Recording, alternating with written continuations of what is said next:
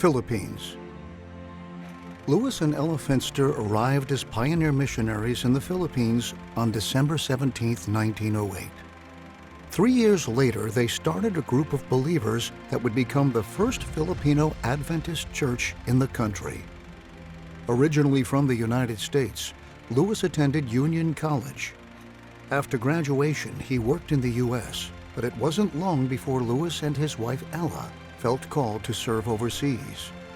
They served in Western Australia and for a short time in Tasmania before they were called to the Philippines.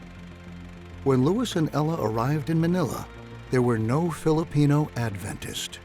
The few missionaries before them had worked in Spanish and English, primarily with the foreign community. Although J.L. McKelney had started preparing literature for Filipinos, Louis realized that only 5% of the population spoke Spanish, so he began learning Tagalog with a translator for the American Bible Society.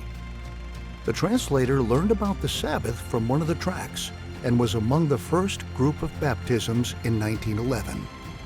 Louis planted the first church in Santa Ana, a suburb of Manila.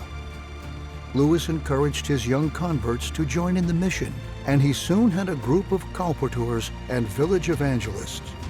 The work grew rapidly, and while in the Philippines, the Finsters saw 4 conferences and 1 union conference established.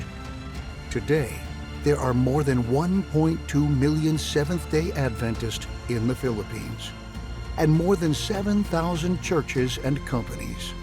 There is 1 Seventh-day Adventist for every 86 people. To these pioneering missionaries, we say, Salamat.